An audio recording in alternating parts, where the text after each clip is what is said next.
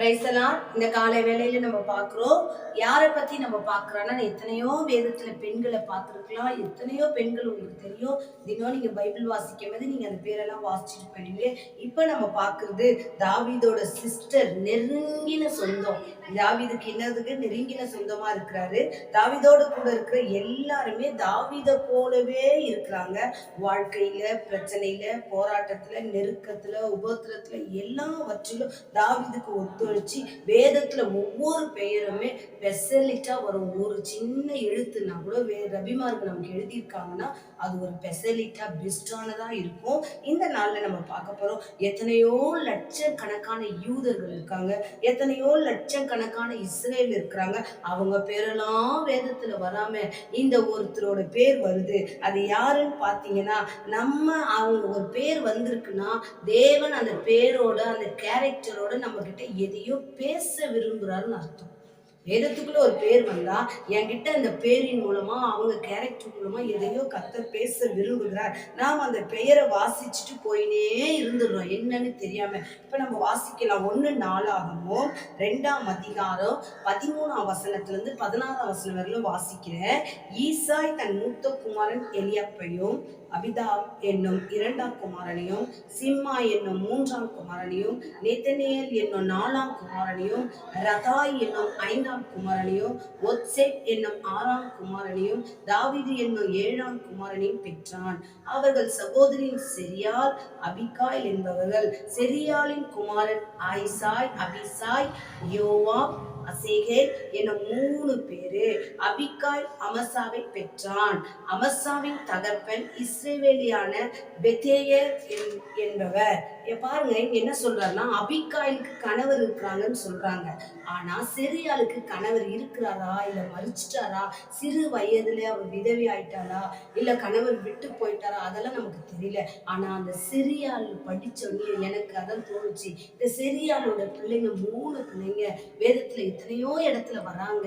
ஆனா நாம என்ன பண்ணது இல்லை, அதை தியானிச்சது இல்லை. இந்த நாள்ல நம்ம தியானிப்போம். அந்த செரியாளுடைய 3 பிள்ளைங்க எல்லாமே அந்த செரியால் பெற்ற பிள்ளைங்க. செரியாளுடைய குமாரன் வேதத்துல அடிக்கடி நமக்கு காமிக்கிறாங்க. நீங்க 1 சாமுவேல் 2 சாமுவேல் 1 நாளாகம் 2 நாளாகத்தெல்லாம் பாத்தீங்கன்னா நிறைய அந்த பேர் வரும். அந்த செரியாள் யாரு? தாவீதோட சிஸ்டர், ஈசாய் பெற்ற மக. இப்ப பாருங்க நம்ம என்ன பார்க்கலாம்னு பார்த்தா, என்னன்னு நீங்க பாத்தீங்கன்னா இங்க என்ன சொல்றாரு, அவங்க திருமணம் ஆகி சில நாட்கள்ல விதவி ஆயிருக்கலாம், இல்ல கணவர் இல்லாம இருந்திருக்கலாம். ஆனா அந்த செரியாளுக்குள்ள ஒரு தைரியத்தை கொடுத்தாரு. அந்த செரியாளை பத்தி பெருசா வேதத்துல ஒண்ணுமே சொல்ல, 26 முறை தான் சொல்லியிருக்காங்க வேதத்துல. செரியாளுடைய மகன் சொல்லி.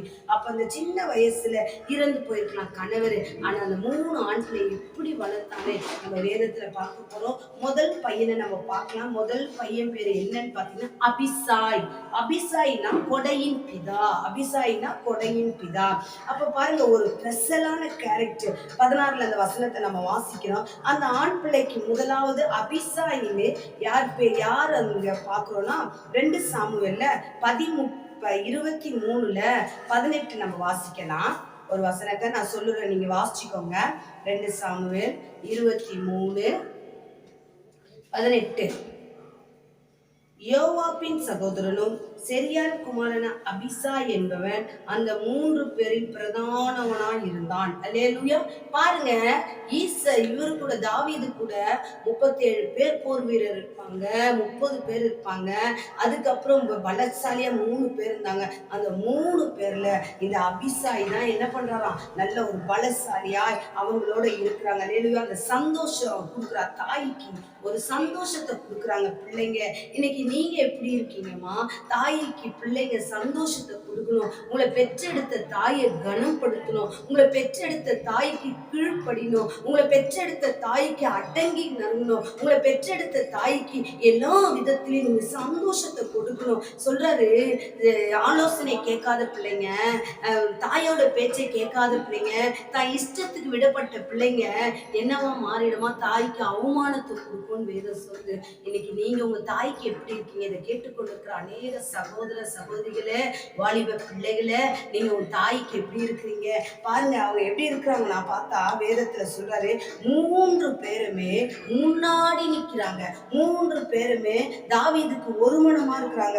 3 பேருமே எவ்வளவு அருமையா ஒரு ஸ்பெஷல் கேரக்டரா இருக்கிறாங்க. அதுலதான் நம்ம இப்ப பார்க்க போறோம். 1 சாமுவேல் 26:6.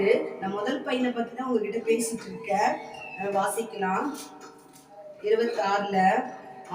தாவீது ஏத்தனாகிய அபிமெலேக்கையும் செரியாயின் குமாரன் யோவாபின் சகோதரனாகிய அபிசாயும் பார்த்து, என்னோட கூட சவுலிடத்திற்கு பாளையத்தில் இறங்கி வருகிறவன் யார் என்பதற்கு அபிசாய் சொல்றார், நான் உன்னோட கூட வருகிறேன். எவ்வளவு ஒரு தைரியம் பாருங்க அந்த பிள்ளைக்கு. எவ்வளவு ஒரு அந்த சவுல் கூட யுத்தம் செய்யறவங்க பலசாலியா இருந்தாங்களா எல்லாருமே. அந்த பலசாலி கிட்ட நான் போறேன். இந்த 300 பேர்ல கேக்குறாரு, யாரு வரீங்கன்னா, நான் வரவங்க கூட. இன்னைக்கு நீங்க சொல்லுவீங்களாமா, கர்த்தருடைய ஆலயத்துக்கு நான் வரேன், கர்த்தருடைய சிறுவர் ஊழியம் செய்ய நான் வரேன், நான் யூத் மீட்டிங் நடத்த நான் வரேன், நான் சபை ஊழியங்கள்ல செய்யறதுக்கு கலந்துக்கிறதுக்கு நான் வரேன் சொல்றீங்களா?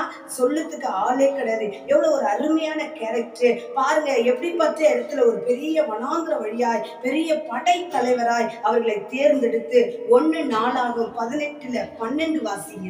1 நாளாகும் 18 12. செரியாயின் குமாரன் அபிசாய் உப்பு பள்ளத்தாக்கிலே 14,000 ஏத்தியோரை முறியடித்தான். எத்தனை பேரை முறியடித்திருக்காங்க பாருங்க, 11,000 பேரை முறியடிக்க இவனுக்கு எங்கிருந்து அவனுக்கு பலசாலி. இப்போ ஒரு யுத்தத்துல பிள்ளை போய் நின்றுச்சுன்னா அந்த தாய் சும்மா இருப்பாளா? தாய் ஜெபம் பண்ணி கொண்டு இருப்பாங்க. தாய் தான் பிள்ளைக்காக ஏங்கி கொண்டு இருப்பாங்க. நீயும் நானும் தாயா இருக்கிறோம். உன் பிள்ளைகளை அனுப்பிட்டு நீ எப்படி இருக்கிற? உன் பிள்ளைக்காக நீ ஜெபிக்கிறியா? உன் பிள்ளைகளை நல்ல வழியில கைட் பண்றியா? இன்னைக்கு பாருங்க, அவ எவ்வளவு பேர் ஏத்தியவங்க லேசானவங்க இல்ல, ராட்சதமானவங்க. இந்த ராட்சத்துல யுத்தம் பண்ணதுக்கு அவர் முன்னாடி போறாரு, முக்கியத்துவமா போறாரு. இந்த அபிசாயி என்னன்னு பார்த்தா யுத்தத்துல முக்கியத்துவமா இருக்கிறாரு. 2 சாமுவேல் 21:15-17 வரையில வாசிச்சீங்கன்னா அவங்க முக்கியமான கேரக்டரா அந்த வேதத்துக்குள்ள இருக்காங்கம்மா. பெலிஸ்தனுக்கு அடுத்தது கோலியாத்து போல ராணுவத்துல நிக்கிறவங்களுக்கு நான் வரேன். இன்னைக்கு உன் வாயிலிருந்து வரோமா தம்பி? இதை கேட்டுட்டு இருக்கே தங்கச்சி, சகோதரி, சிஸ்டர், நீ கேட்கிறிய, கர்த்தருக்காக நான் வரேன்.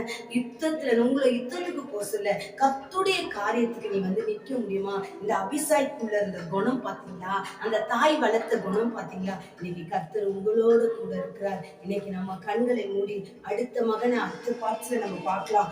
யோவாப் என்னன்னா அடுத்து நான் பார்ட்ஸ்ல சொல்றேன். கண்களை மூடி நம்ம ஜெபிப்போமா? நன்றி ஆண்டவரே. ஒரு படை தலைவனாய் ஆண்டவரே அபிசாய மாற்றது போல, அதற்கு துணையாய் தாயை வைத்தது போல, இதை கேட்டுக்கொண்டிருக்கிற பிள்ளைகளுக்கு என் தேவன் அப்பா ஒரு படைத்தலைவன் போல ஒரு ஊழியத்துல தலைவனாய் ஆண்டவரே, ஒரு சபையில தலைவனாய், ஒரு கைடிங்கா என் தேவன் பிள்ளைகளை மாற்றுவீராக. தாய்க்கு கீழ்ப்படிந்து நடக்கிற பிள்ளைகளாய் மாற்றுவீராகப்பா. பெரிய காரியம் செய்யுங்க, ஆசீர்வதிங்க. எல்லாம் உங்க கரங்கள்ல கொடுக்கிறேன். ஜெபங்களே இருக்கு நல்ல பிதாவே, ஆமென். அழைத்தவரே, அழைத்தவரே.